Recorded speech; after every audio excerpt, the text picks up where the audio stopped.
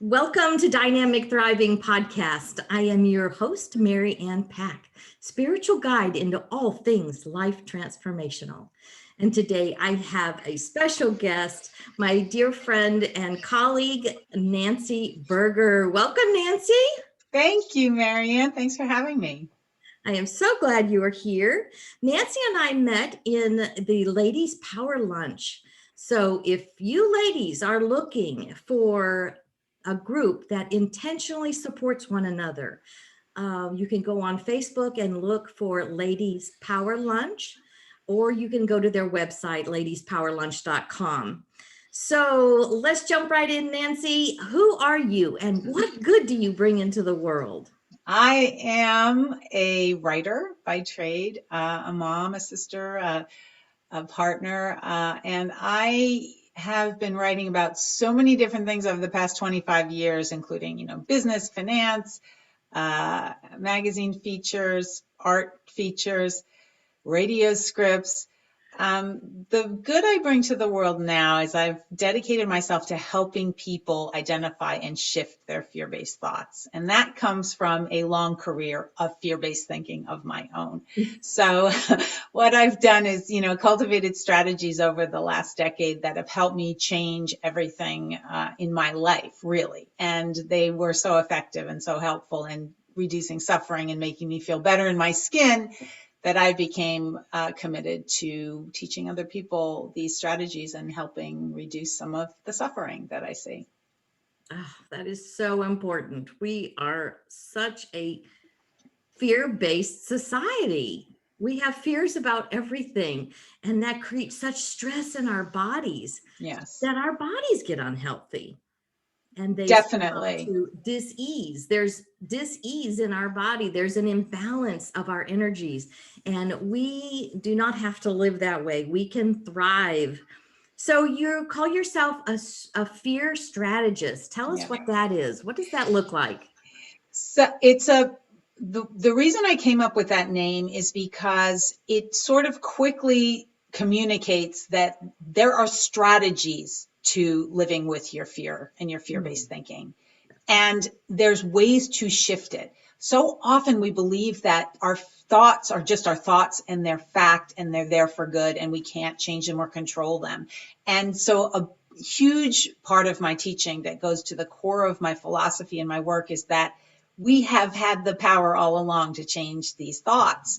Not feelings. Your feelings are what they are, but your thoughts you can change. And as soon as people grasp that concept, they can shift a lot of things in their life, a lot of energy, a lot of dynamics. So fear strategists seem to encapsulate the whole thing. And, but having said that, Marianne, it's important to note that, a lot of our work, you were just talking about disease, a lot of the work, in my work, I integrate energy medicine and breathing techniques and different things to weave together the body and mind, the connection, which is just not debatable, right? So but strategy is part of it. And then, how we treat our bodies is another part of it.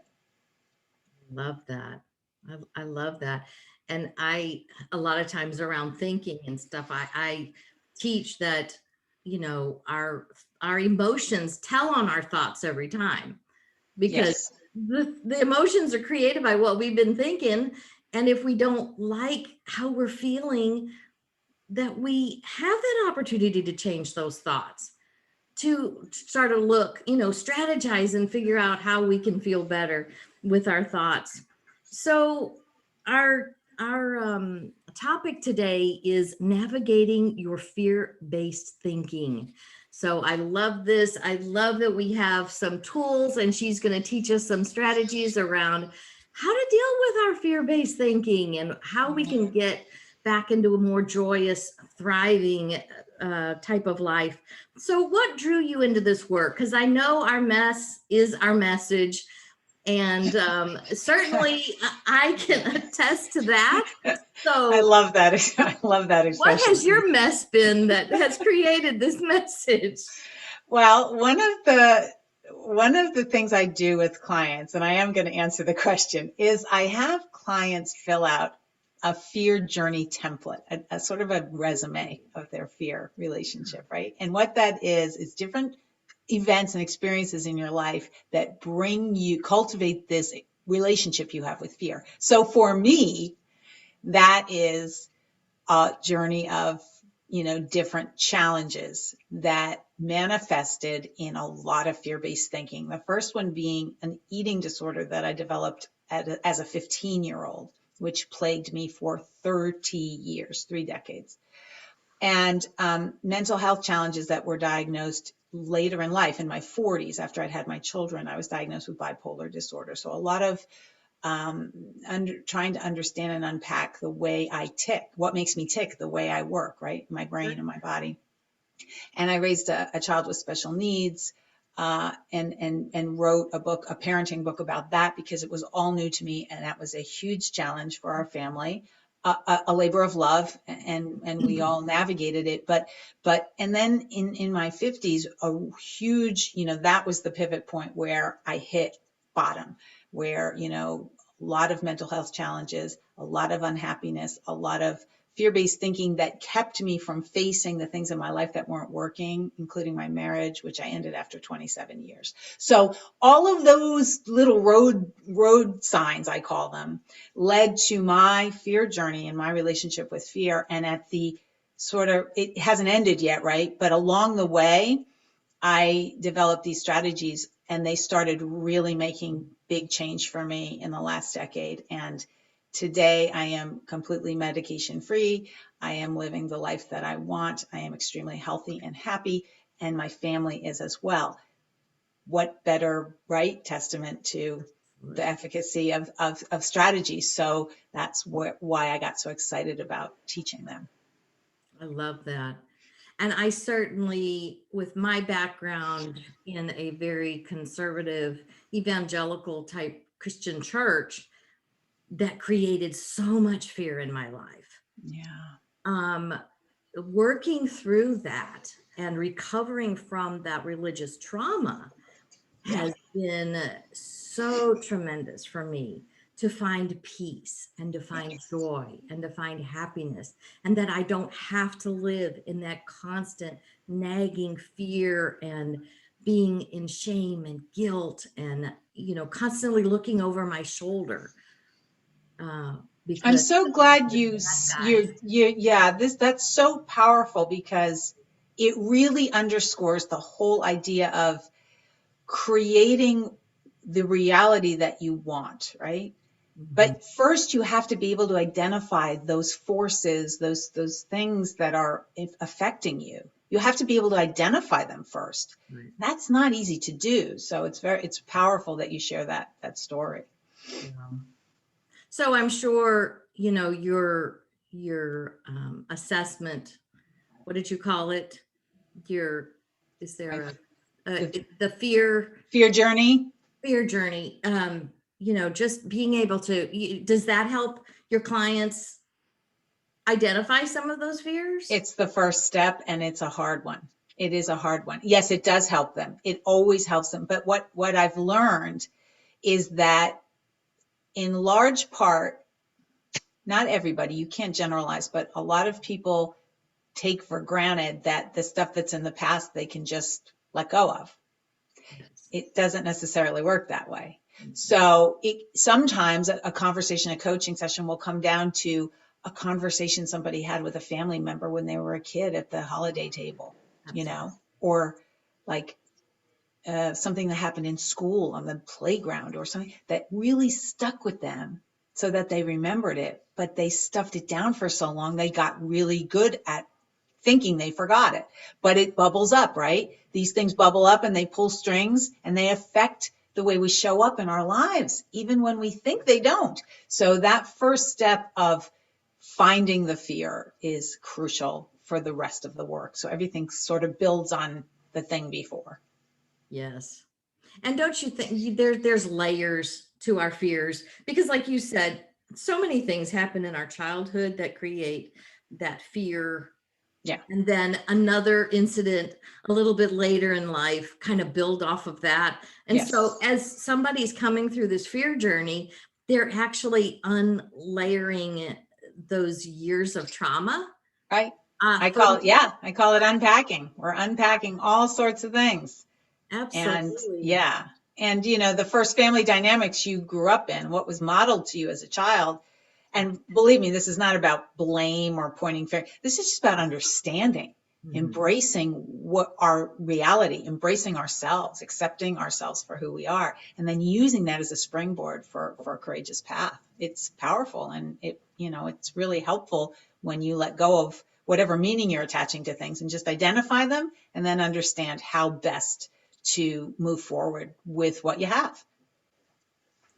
So, how did you create the strategies that you teach within your coaching system? How did you come up with those strategies? Because it's that's a creative work. Yeah. You did that creative work around what gave you relief, what gave you, that life of thriving. Yes. And I created them through a lot of different, first of all, there was research. I read a lot and studied a lot about how we process fear. The neuroscience is fascinating to me. Yes. And there's so much research, particularly in the last decade, about the brain that is just mind boggling. I also I also consulted with a lot of trusted people, guides, psychiatrists, psychologists, uh, intuitives, coaches. Like I just got really curious about how the world sort of, operates in this fear-based thinking zone. And I've been in therapy myself for so many years, and I have such a trusted, support system for my mental health that those people really did help add that layer of, clinical data, what works, how the brain works. Like I wove it all together to come up with these strategies. And some of them were used for me in therapy over the years. And then I kind of just, tweaked them a little bit and made them my own. I love that. Yeah, I love to study, I love to research. So, the way the mind works it is such a fascinating study. And yes, I love that. I love that approach that you're taking it all and then Yeah. creating what works best. And then I would think you almost even have to tweak it a little bit for your clients Yes. because their approach or their fear is going to be so different from someone else. So is there a difference there? Yes, it's very, and I get a question a lot around, well, how long does it really take somebody to shift their fear-based thinking using your strategies? Yes. That it is just not a one size fits all method. There are basics that everyone, finds helpful, but it really is unique to that person and their particular journey. And to your point, Marianne, how many layers there are, because some people really have to unpack an awful lot before they can even get started. And honestly, for some people, the best thing I can do for them is to help them find the right fit in a clinical therapist for a while before they're even ready to do the work that I'm offering. So sometimes that's the best service I can provide, is helping find that right fit for them. Mhm. Yes. This made me kind of think about, how my fears, even as from childhood up, with all the health issues I had for so many years, and then realizing I had created most of it by, you know, the fear that I had as a child and growing up. And because now coming, out of all of that and healing, I don't have any of that. Isn't So, it do amazing? you see in your clients that as they heal the fears, that their bodies are improving, their Yes. well-being? Because Yes. that's what I noticed too. And it's such a surprise to some people that, Mhm. oh, I guess it is all really connected. Oh, without a doubt, it's all really connected. But it's almost like when you have a lot of fear-based thinking and you're mired in it, it's a self-fulfilling prophecy almost, like Oh, you're, yes, yes, yes, yes. and then when you start to think differently, sometimes we can't even connect the dots, like, oh, I'm not having as many headaches, or I'm not having as many panic attacks, or I'm not, I'm feeling better in my skin. I have more energy, like all these things. And sometimes even then people don't connect the dots. And of course it's not an exact science. And I can't say because you did A, B is going to happen. But when you take the whole picture, you look at the big picture, and I'm a example of that because I took psychotropic medication for 17 years. 17 Oh, years. And, wow. the ailments I was having, who knew which had to do with the meds, which had to do with my mental health, which had to do with my divorce. Like, who knew? Yeah. But now I can tell you, I feel better than I have felt in 20 years. Yes. I don't believe in coincidence. I just don't. I believe in, intentional life, purposeful life, and making changes that feel good for you, whatever they may be. So long answer, but it's very unique. Every client is different. Every group is different. Every fear is different. Oh, absolutely. And I think about, I had reached out to the natural world for supplements and my initial, after I crashed in 93, 1993, when I crashed, I had my mental breakdown because of all the drugs that I was on for all the different migraines and autoimmune diseases and everything, and marched myself into a health food store and told the owner to fix me. That started my wellness journey, but my well-being really didn't kick in until I did the work of mindset transformation. So, yeah. So for the last, I don't even know when it was that I felt bad, because at 62 now, I just feel really good. And, if Same. somebody had looked at my medical records back when I was in my 30s and I crashed, they would have said, she doesn't have a chance in hell. She's going to have a terrible life, or she's just not going to be around very long. So I am so And happy to have found. it's the thing about it that is what you just said that I found powerful is you knew you wanted to change things and you were looking for that external help, right? The supplements and I went through the same thing, went to the naturopath and did all until I worked on the internal. There was nothing that was going to really get me over the hump. There wasn't that thing that was going to help me. There's no magic pill, right? So once I did the internal work, it's like, it's like teaching someone to fish. It's like, then whatever fear-based thoughts crop up, whatever, and they still do, Oh, they, of course, absolutely. every day, all the time.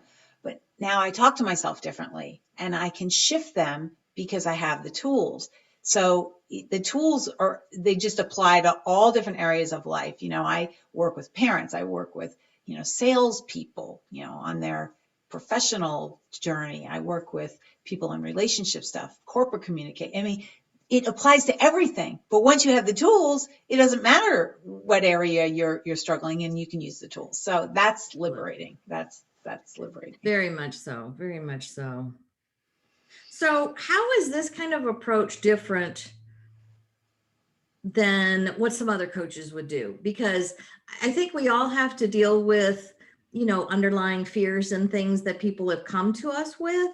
Mm-hmm. But speak to us a little bit about how this might be a little more unique or different. The the running narrative, or at least the narrative that I seem to find in this space a lot, is the narrative of fearlessness is the goal. Mm, Let's try to be fearless. mhm, Let's try to, feel the fear and do it anyway. Um, totally respect all of those messages. Just, mhm, I discern between that and my fundamental philosophy, which is that fearlessness is not possible. It's a fallacy. And the key is to embrace the fear, to befriend it, to know that it's your greatest ally. It's like your ruby slippers. Seriously, like once you understand and unpack it and take agency of those fears, then you open everything up for yourself. Yes. So that's how I sort of differentiate my messages. No, we're not overcoming, we're not battling, we're not fighting fear. We're giving it a big old hug, understanding where it comes from, and then that's the key to building a courageous path in our lives. Yeah, because it's sort of like embracing that little scared child. Yeah. And letting her know as the adult that she's safe, Yeah. that, the fear, um, it's okay, and even so for me as a practitioner of law of attraction and teacher, there would be so many times when I, especially at different stages, and I would have a fear come up and I would think, oh, I've got to push this down. This isn't good. I don't want to focus on my fear. And then it was taking me longer to get over it because I was pushing against it. Right. So when I said, it's okay, if I need to cry my eyes out today, that brings relief. And I instead of pushing away my fear, like you said, starting embracing it and saying, yes, you're here. I acknowledge you. Thank you. And now what do we do with it? Now where do we Now what? Yeah, Right. exactly. The strategies that you're talking about. So can you give us an idea of like the strategies that you're talking about, or Yeah. even? Yeah. So what I teach is called the FEAR formula. And that acronym stands for Find, Enlighten, Accept, and Reframe Your Fear-Based Thinking. So I one love of that. the strategies that I teach in throughout this, there's many, but one that is extremely helpful and powerful for clients and groups too, is called fear fact versus fear fiction. So I do an exercise with people where I give them like an anecdotal, scenario, like two people talking, and I write it out, and and then I ask them to identify the fact and identify the fiction.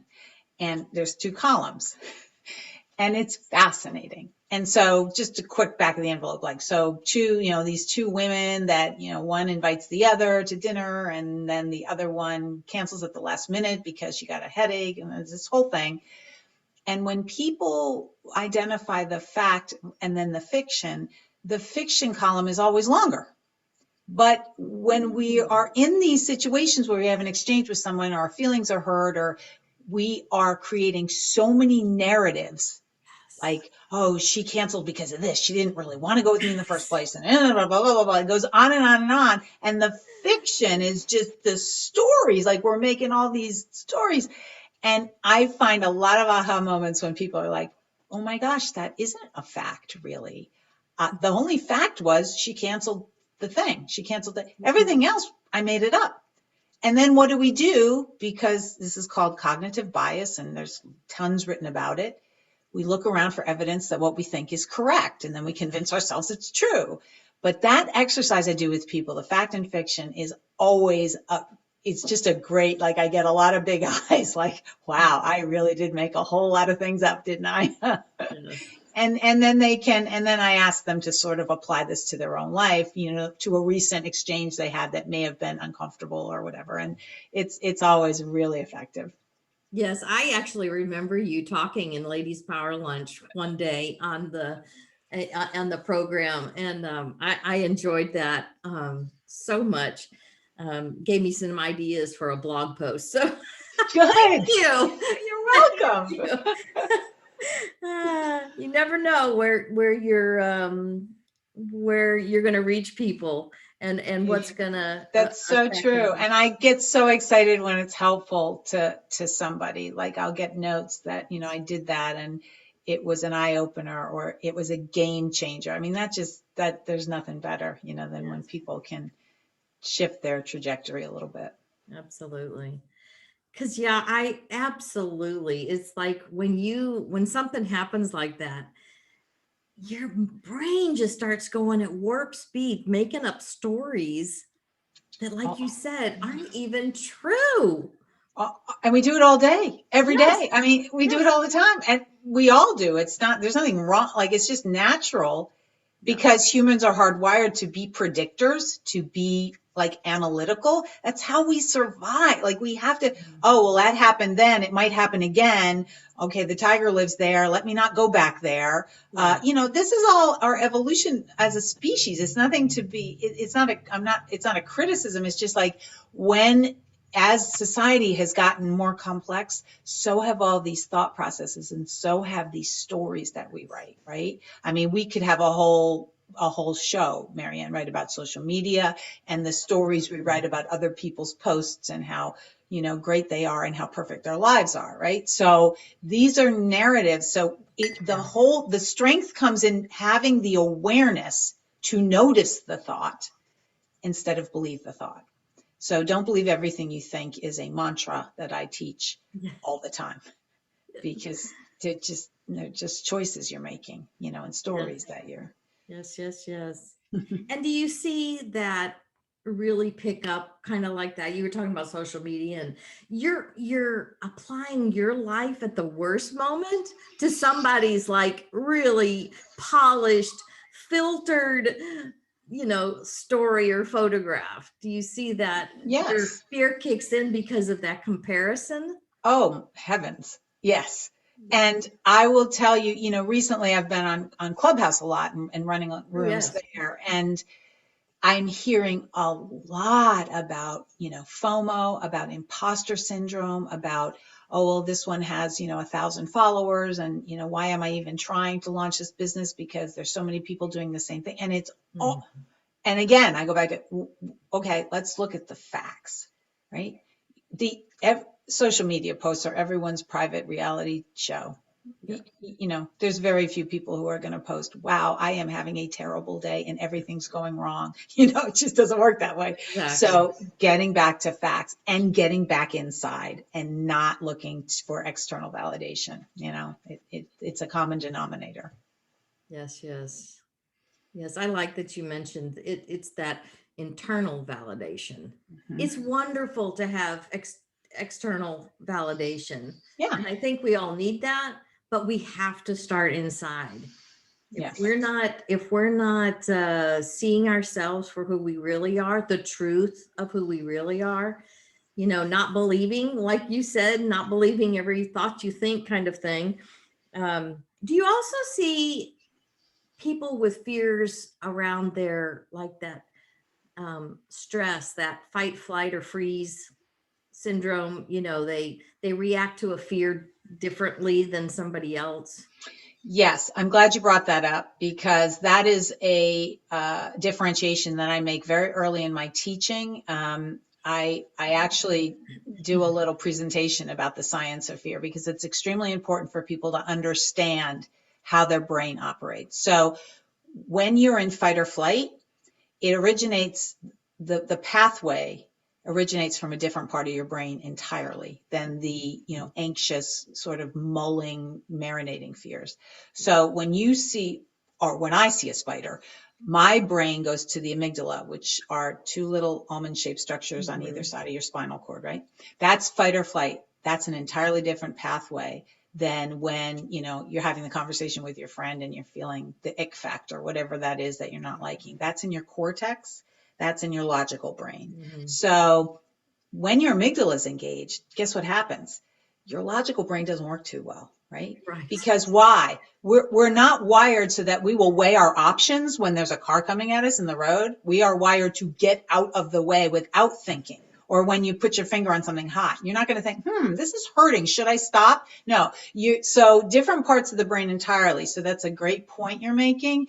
It, in amygdala brain, you're in a lizard brain. It's very different, and you're not using your logic. So I'm not really working on those types of fears. I gotcha. Gotcha. Yeah. Because then sometimes it's just exposure. Like then, there's exposure therapies, or there's different things that can really help curtail that or desensitize you a little bit. But that's like a different branch of, of Right. fear. Yeah. Right. Yeah, I just didn't know if there was a connection with what you do as far as with your clients. So is there, I don't know, sort of a phrase or something that would encapsulate your work, what you do, the message that you send so that people can retain that? Because there's, just like your little mantra, I love that, don't believe everything you think. Those are just great tools to keep in our tool chest to remind ourselves when we get forgetful. Yeah. Yes, I love that one. I have it on plaques. I give it to everybody, Yeah. but the sentence is really what I chose as my tagline for my business, which is, if you can find your fear, you can find your way. That really says it all as far as I'm concerned, because finding it is the first step. And once you do, the rest, it just unfolds, right? You do the work, you unpack it, you understand it, you accept it and take agency of it, and then you can shift it. And there's a lot of power in that. So yeah, find your fear, find your way. I love that.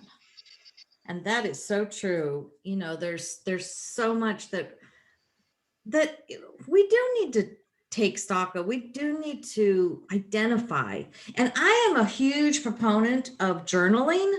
So to me, what has helped me is to be able to go back to old journals and then watch the progression, watch the unfolding of new thoughts, new ideas, new beliefs, where maybe I did let go of a fear and then my life shot forward in improvement, or, a fear-based belief or my fear-based thinking or something. So do you encourage your clients to journal, or, write down so they can see Yeah. their own progress? Oh, yes.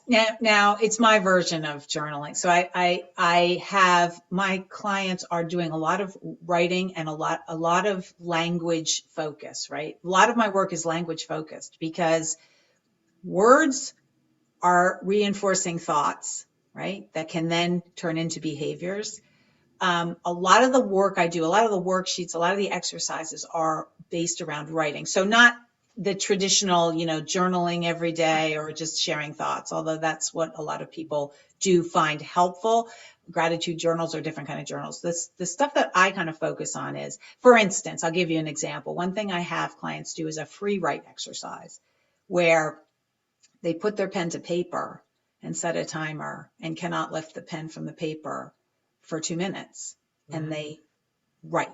Don't, no grammar, no, just can't lift it. Just it, it's, it's really different than formulating sentences, right? You're just dumping. It's a download, and it's a different, you're actually shutting down half of your brain. Like it's a different thing altogether. There's science behind it.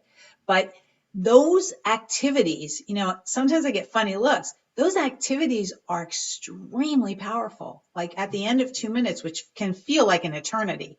But I say, even if you write, I don't know what to write, I don't know what to write, I don't know. Just do it. And then stuff comes out. And that's an example of sort of my version of journaling. Another one is I create with clients something called a word bath, where they write down 10 to 20 words that describe the worst feelings they have in their skin. And then I have them write the opposite word times 10. So if it's, meek, then the opposite might be, bold. Or if it's small, the opposite will be huge, whatever it is for that person. And then that opposite times 10 list becomes their word bath that they recite to themselves 2 to 3 times a day for a week. And words, but language, the Yes. power of it, Yes. because it has us firing different neurons. And then those neurons get stronger, and then the other neurons don't fire as much. And this is how I got through my eating disorder, which plagued me till I was in my 40s, from 15 to 40. I did these things with my son and got through. Now, the science was not in my favor. When you're struggling with an disordered eating or an eating disorder, they're different. I had both. For 30 years, the statistics are not great that you're going to lick it, right? Right. So words, these strategies, I mean, it just makes a difference because your brain changes. You change your wiring, neuroplasticity. We know it's a thing. So your brain changes. How, do people really know how much they can change their brain's wiring? I don't think they do. That's why these things are always so, I get such excited, like, aha, wow, I didn't know you had the power all along, right? Just Yeah, like Dorothy. that's right. That's right. I Yeah. love that. Yeah, I'm such a I am so intrigued with language. So many times I just actually even read more slowly because I want to understand every sentence. Why did they say the sentence that way? I want to understand what I'm reading. So um I love that you focus on specific words because words make a difference. They They carry a do. vibration. They Yes. carry the emotion behind it that's causing that momentum to build. Yes. And sometimes I think, the fact that I've been a writer for 25 years and then I had my personal journey that I did, that was just how it all kind of came together. Because, you know, an important message for the listeners is like there may be people out there who are thinking about, starting a new business or thinking about, you know, changing something in their life, or their kids are launching and they don't know what the next chapter is or whatever the thing may be. But when people hear this and they think, wow, so maybe I am getting in my own way and I can change that. Mm. That's just that's the greatest. Just thinking about people getting some inspiration from that just makes me feel so fulfilled and Yes, happy. that's huge. Yeah. So you were talking about you're an author, Yes. correct? Yes. So can you tell us about whatever book you've written? I'd be interested in that. Yes, I wrote as I said, I raised a child with special needs. So in 2004, I wrote a book about parenting him. And the reason I did, and I was hesitant to do it, he was a young boy at the time, and I didn't want this to be looming, for him. But the neuropsychologist that we saw, who was really a trailblazer in his particular disorder, said, "You're a writer. There's no books about this that parents can relate to. It's all clinical data. Think about writing a book." So I wrote this book. It's called A Special Kind of Brain, and it was intended to help other parents, navigate this disorder. And it has been a remarkable journey, because it has helped a lot of parents understand their children better, feel less alone. So it was a labor of love. I'm glad I did it. Having said that, my son is now, 26, just grown into a fabulous human, happy person, doing extremely well in his life. And sometimes I'm kind of like, oh, sorry, but it's been a great help, and he's proud of it now. I think, at the time it was a little dicey. Sure, sure, sure. I'm sure that's, you know, I I don't know. I sometimes you think, how will people react like that? But sometimes it's kind of you know, a pride thing too. I mean, Yeah. I would be proud of you if you were my mom and you got me through that. And now I'm a happy, healthy young person. I think he is. I think he is. But I just, and I remember while I was writing it, somebody said to me, an author that I respected said, Mm. just remember, he's going to be a grown up one day. So whatever you write down, just be mindful. And that was really great advice. I was. Yeah, I imagine so. Hmm. So, would you like to tell us anything else about your work with clients or on this topic around Yeah. navigating your Well, yeah, what I would like to share with the listeners is that I have created an online course uh, that includes all the strategies we've been talking about today. And it's called the Fear Formula: How to Get Unstuck and Lean into Courage. I'll be launching that probably at the end of May. And it's a 6-module self-paced evergreen course where people, go through, in do all the exercises. There will be 2 group Zoom calls a month that I will oversee. So if people have questions, and that's sort of a community aspect to it. And I will be launching that, and I'm very excited about it. So if that resonates with anyone or that sounds interesting, they can find that through my website, which I'm sure will be in the show notes. It will. And her website is nancyRberger.com. And yes, it will be in the show notes. So your course is called the Fear Formula. Mm-hmm. And so it includes some coaching call or some group calls. Group calls, right. There's no private coaching aspect to the course. So what I'm finding is that, how I structured it is I did videos, I did different presentations, there's PDF, there's lots of different collateral and course content people can download and they can work and use over and over again. I think the group Zoom calls are a really great adjunct, because people can ask questions and kind of like get a, feel like they're in a part of a community. But because it's fear and it's very personal, I want to be involved when there's groups and people are talking. In fact, in the course, I have people sign a confidentiality agreement. I have people sign an agreement with self. Like, I set this up so we're all understanding and respectful that this is really deep stuff. And sometimes it can bubble up icky feelings, and whatever you hear on these calls stays on the calls, kind of thing. So, yes. Yeah. Yeah. You create that safe container. Yes. Of support.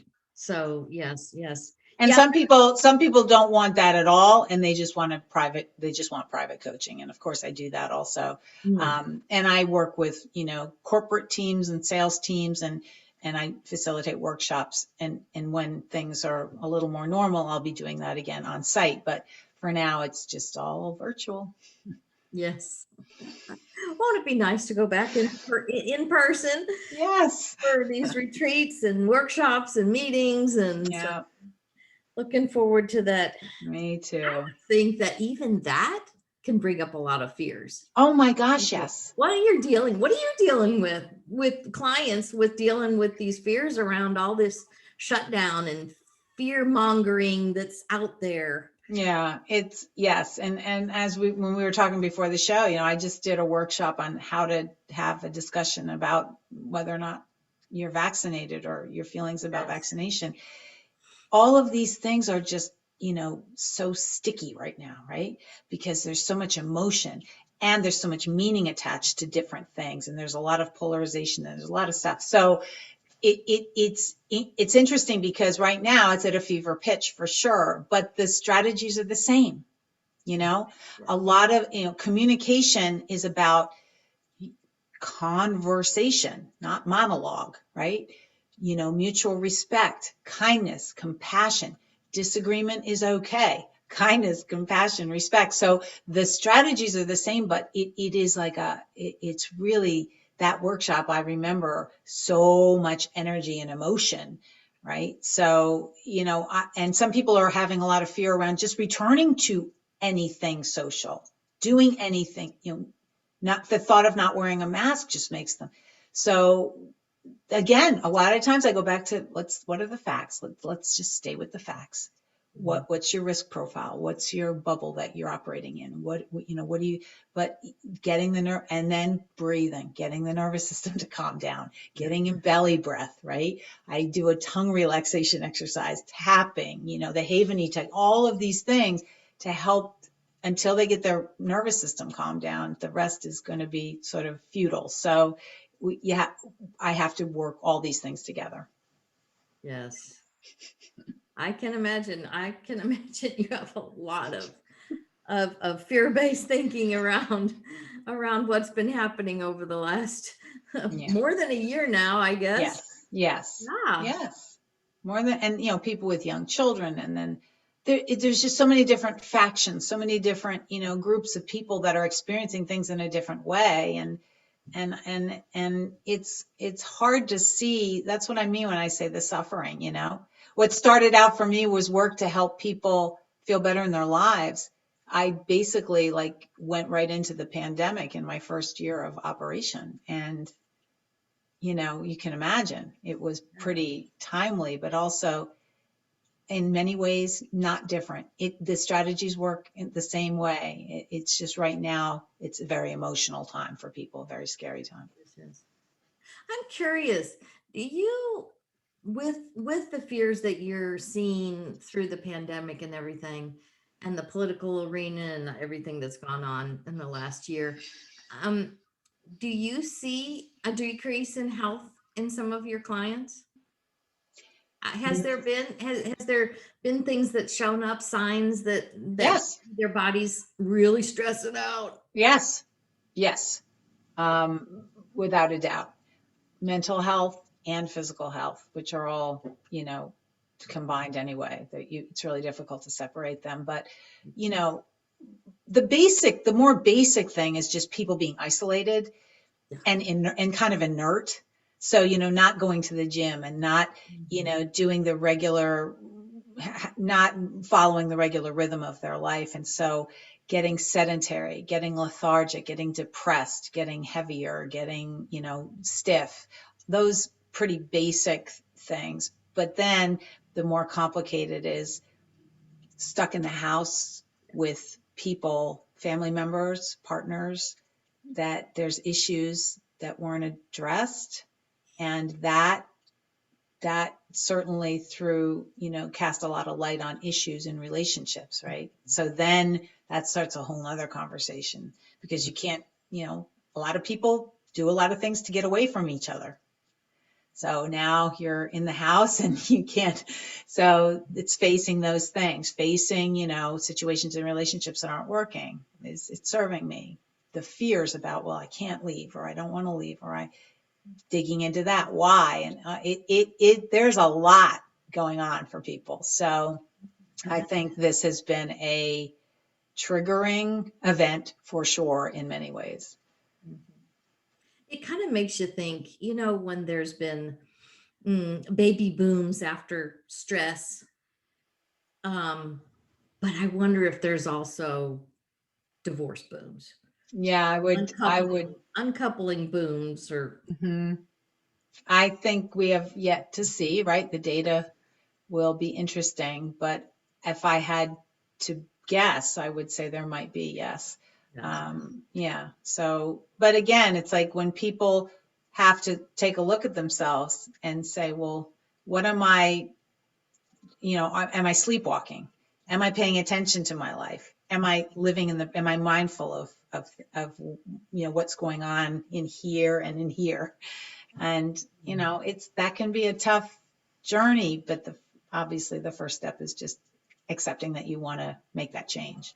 Right, right. So we talk a lot about intuition and that kind of thing, our guidance from our inner beings. Is that anything like that included in with the parameters of what you do? What made me think of it was that you were talking about that writing exercise where they can't lift their hand off the page, their Yeah. pen off the page. And that reminds me of there's a writing exercise that's an intuitive thing, because like you said, it shuts off part of your brain so that this can flow. Right. Do you see any of that? Is that, Yes. there's an intuitive a guidance, an inner guidance? There is an aspect of that. It's interesting because when I was moderating a room on Clubhouse a couple of weeks ago, somebody asked a question. She said, what is the difference like between fear-based thinking and intuition?